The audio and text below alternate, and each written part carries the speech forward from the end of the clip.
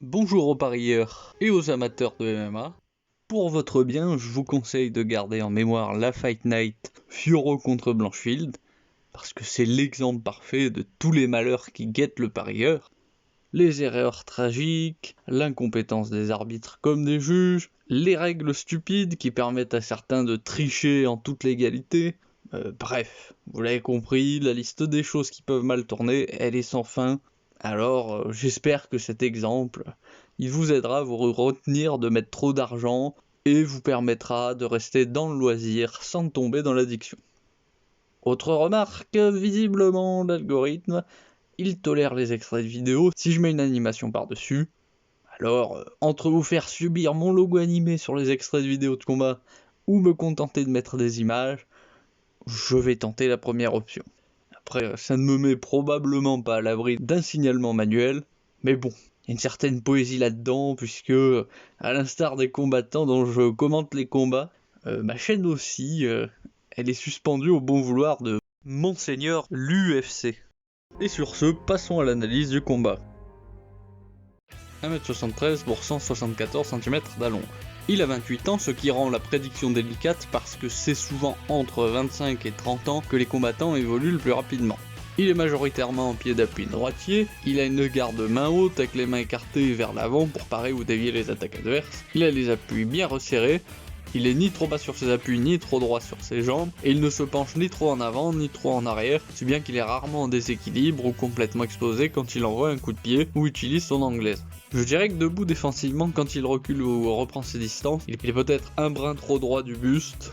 Il sera clairement moins explosif que Pantoja, et j'en veux pour preuve son palmarès puisqu'il n'a que 2 KO dans sa carrière pro sur 12 victoires. Il est plus à l'aise dans un combat longue distance qu'à mi ou courte distance. Au sol, il a beau avoir 6 soumissions dans sa carrière, ça reste contre des adversaires d'un calibre presque amateur. En Jiu-Jitsu, il ne fait pas d'erreurs techniques flagrantes, mais il lui manque la force de Pantoja pour être au même niveau que lui. Un Erceg qui se serait injecté une pharmacie, il aurait peut-être une chance, mais actuellement, je ne pense pas. Pantoja fait 1m66 pour 173 cm d'allong.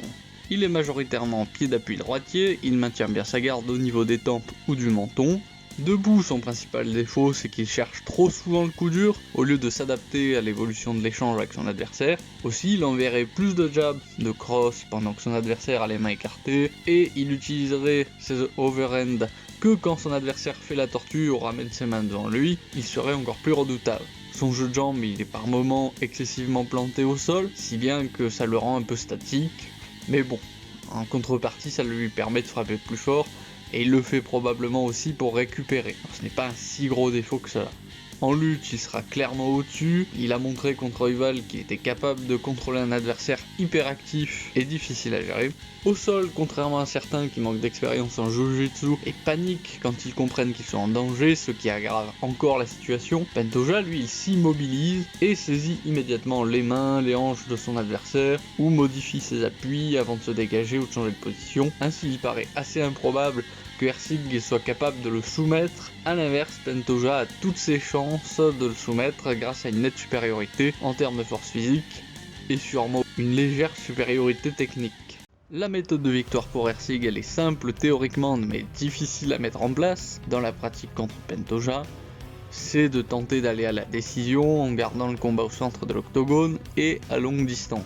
Mais ça va l'obliger à éviter la mi et courte distance, la lutte, le sol, autant que possible.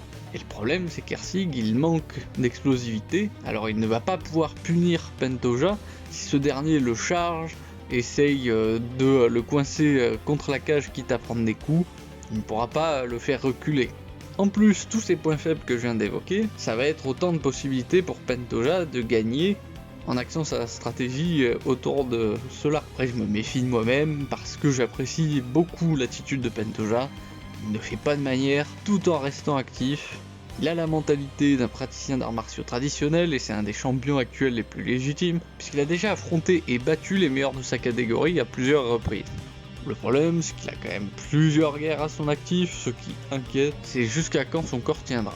Du point de vue des paris, Pantoja 1,40, Erceg à 2,75, ça reflète plutôt bien les chances de chacun. Mais honnêtement, des cotes pareilles, c'est toujours désagréable parce qu'un combattant qui n'a aucune chance de victoire, ça n'existe pas. À part en boxe anglaise, sport dans lequel les arbitres sont souvent là pour protéger celui qu'ils veulent voir gagner. Et ce sera tout. Comme d'habitude, étant pris en otage par l'algorithme, je suis obligé de vous dire, mettez un pouce bleu, abonnez-vous, activez la cloche des notifications. C'est dans le contrat tacite, ça. Mais par contre, je serai bien content de connaître votre avis sur ce combat. Et je vous dis à la prochaine.